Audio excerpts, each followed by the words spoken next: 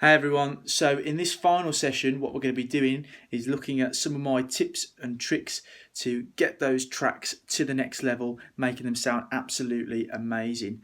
These are just things that I do, so you might not necessarily want to do them, but hopefully they're there to help you get those compositions sounding fantastic. Hope you enjoy. So I've opened up LaunchPad. I've got the Retro Funk project set up because it's my favourite project. I love to use it. And what we're going to do is, like I said, is I'm going to show you some tips and tricks I like to use when I am kind of creating my own compositions and recording as well. This is what I like to do. It might not be what you like to do, and that's okay. It's all about trying it out and figuring it out for yourself as well, but hopefully I can kind of give you an idea of things that are going to help you and a couple of tips as well. So first of all, what we want to do is plan our route, is plan what sounds we're going to use and when we're going to use them. So first of all, I'm going to listen through some of the triggers and figure out which sounds I like, and then I know which ones I'm going to use when we start recording. So I'm just going to go through those now and have a little listen. Cool, I like that one as well.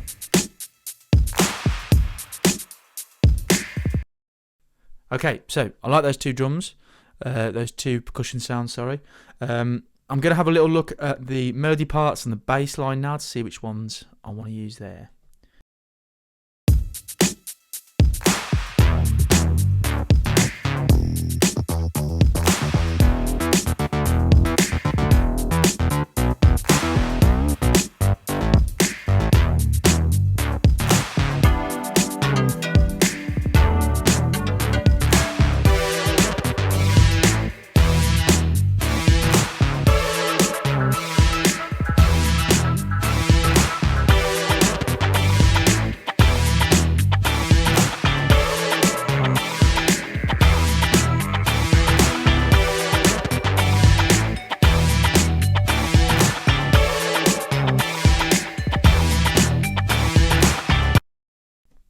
Okay, I'm happy with those sounds. I think I'm going to use those. So when you are composing and creating, you don't necessarily have to use just a handful of sounds. You can have different sounds for different sections. You can have a variety of sounds happening, so you can kind of stop and start some. It's entirely up to you how you want to do it, but what I would always suggest is to kind of plan what you're going to use. If you want, you can have a piece of paper next to you or some kind of way to help you remember which triggers you're going to use at what time. But yeah, always kind of plan ahead. Right, I'm going to have a little look at some of the effects at the bottom. Again, we're like with our triggers, the effects on the bottom two rows is just have a little listen to them, see which ones you like, see which ones you probably want to use more than others. Again, you can use all of them, or you could just use one. It's entirely up to you.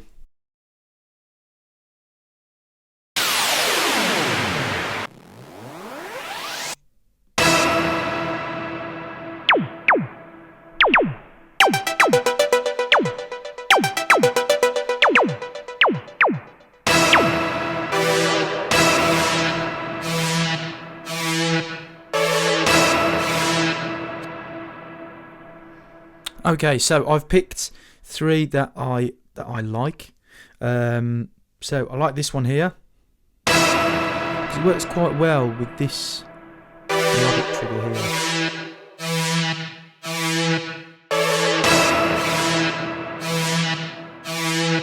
I like this bass part here, and this one here. And I might even use this one. Now, where we place those effects and when we are triggering these different loops is going to be really important, especially when we're considering our timing, okay? Because timing can make and break a composition. And the way we see kind of the timing of each loop and when it's going to come back round is that flashing white dot that's kind of going around the circle. I'll show you now. Can you see it going around? Now this is going to tell us when our loop is about to come back around, and it's good to follow that to kind of show us when we want to put in the next trigger below, and I'll show you now. There we go. So now I'm following the next one that I've put in, and I'm ready to put in the bass part underneath. Now the bass loop here, the bass trigger is a little bit longer, so I can put it in halfway through.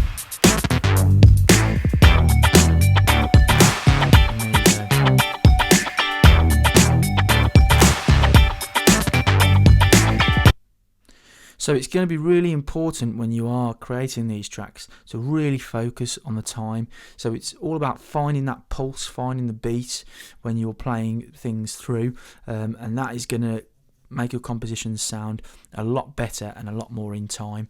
Next one, or the next thing that we need to look at, is how we bring everything in. Now, I like to basically not give anything away too soon. I don't bring all my instruments in all at once. I kind of gradually bring them in and use the effects on the bottom 2 rows, as well as some of these effects here, to bring in those different loops and sounds and instruments. So with that in mind, I'm going to show you how to do that now.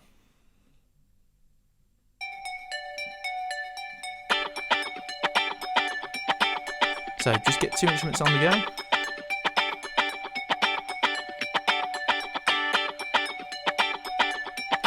And let's use some delay.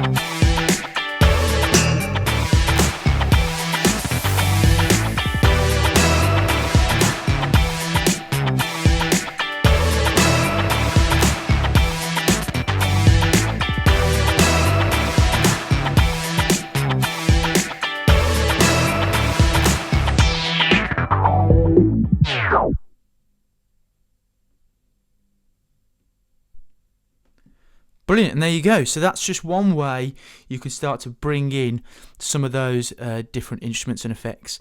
And the reason I could do that is because I'm just keeping time. I'm keeping a steady pulse that I'm kind of feeling as I'm doing it, and making sure that I'm bringing things in at the right time. If you can do that, your composition's going to sound fantastic. And as well is I kind of already know what triggers I'm going to use, and I already know some of the effects and some of the sounds that they create. So it's all about planning. Now, the next thing I want to do is kind of do a little bit of a breakdown. So maybe bring a couple of the instruments out. The reason why we might want to do a breakdown is to add a bit of creativity, add a bit of diversity in our track. Because if we have that playing throughout, it's going to sound pretty boring. So what I'm going to do is I'm going to, just using some of the loops and triggers that we've been using already, I'm going to bring everything out just to kind of create that dynamic diversity. So going from the section of the song where it's quite loud, bringing everything down so it's a little bit quiet, and then building everything up again. And I'll show you how to do that now. Okay, so I'm just going to get everything on the go.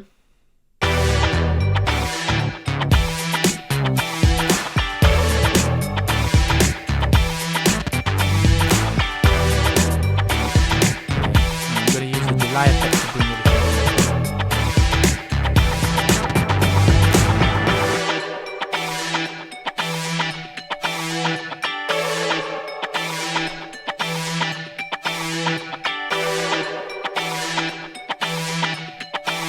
Now let's use something to build it back in.